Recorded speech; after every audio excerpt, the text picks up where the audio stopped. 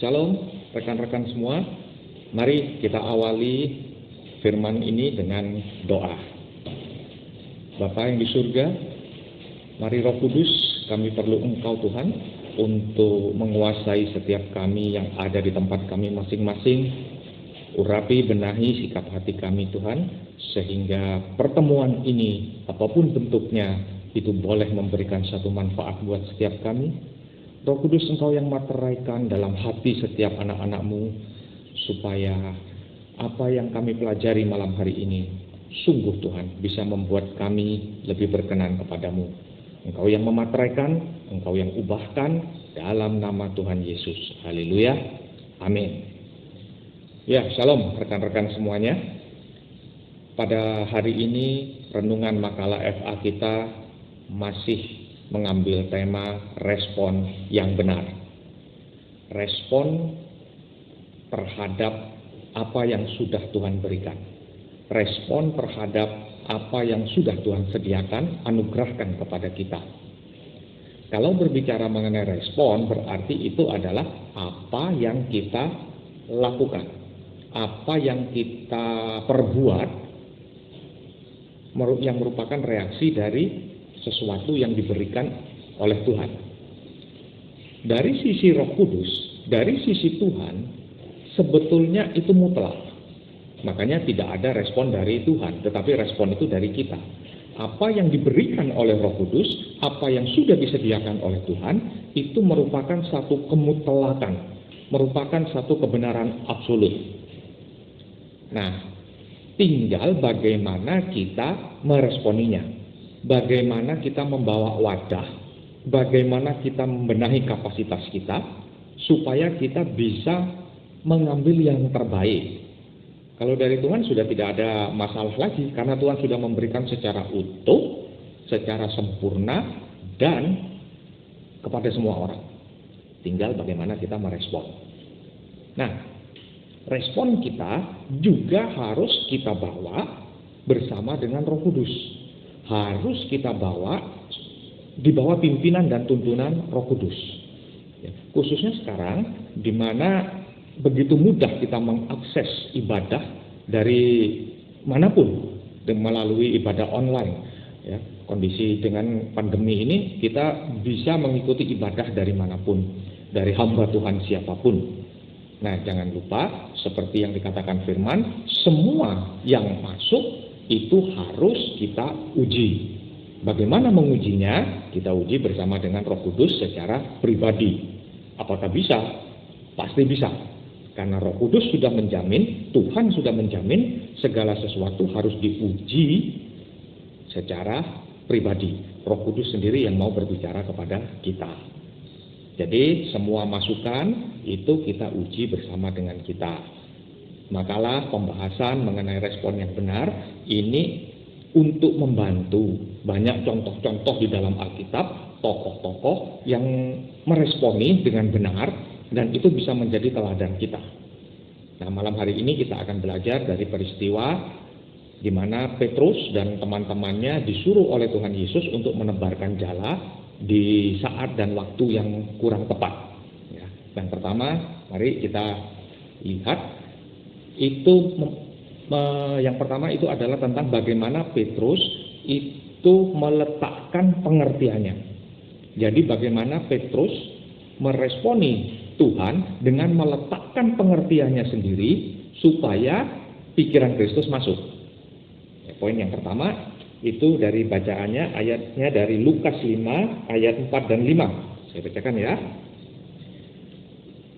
Setelah selesai berbicara, ia berkata kepada Simon, "Bertolaklah ke tempat yang dalam dan tebarkanlah jalamu untuk menangkap ikan." 5a, Simon menjawab, "Guru, telah sepanjang malam kami bekerja keras dan kami tidak mendapatkan apa-apa." Nah, kita tahu bahwa Simon adalah seorang nelayan. Dan sebagai seorang nelayan yang baik, dia tahu bahwa ketika siang hari, ikan-ikan itu sudah masuk, sudah tenggelam di bawah, nyelam. Itu sudah tidak ada di atas lagi, sehingga tidak mungkin lagi ditangkap dengan jala. Makanya nelayan selalu berjalan pada malam hari, karena saat itulah ikan-ikan naik. Jadi Petrus sebetulnya memiliki pengertian, memiliki keyakinan dan kemampuan. Tetapi kita melihat bahwa Petrus mau menyingkirkan, mau meletakkan pengertiannya supaya pikiran Kristus masuk. Nah, kita tahu di Alkitab banyak contoh-contoh yang lain bagaimana hal-hal yang tidak masuk akal menurut kita itu terjadi. Runtuhnya tembok Yeriko misalnya, ya, banyak sekali bagaimana seseorang bisa mengalahkan singa. Banyak hal-hal yang di luar kemampuan kita. Nah, penerapannya di dalam hidup kita sehari-hari sekarang, seringkali kita ini merasa mampu. Seringkali kita merasa lebih tahu mengerjakan segala sesuatunya daripada orang lain yang kurang pengalaman dibandingkan dengan kita. Makanya suara Tuhan sekarang itu bisa datang kepada kita dari orang-orang terdekat kita, dari pasangan, dari teman yang mungkin menurut kita tidak sepandai kita dalam hal tertentu, mungkin dari anak kita, ya, orang-orang yang di sekitar kita yang memberikan usul di mana menurut kita ini rasanya kurang, saya lebih tahu, saya lebih pintar dalam bidang ini daripada kamu. Tapi firman di sini mau mengajarkan bukan tidak mungkin bahwa suara dari sekeliling kita itu adalah mewakili Tuhan. Jadi kita harus berani meletakkan pemikiran kita yang merasa kita lebih mampu, ya, kita bawa kepada Roh Kudus, tolong Roh Kudus, benarkah ini dari Engkau? Benarkah ini adalah suara yang harus aku turuti? Jika iya, maka kita harus berani.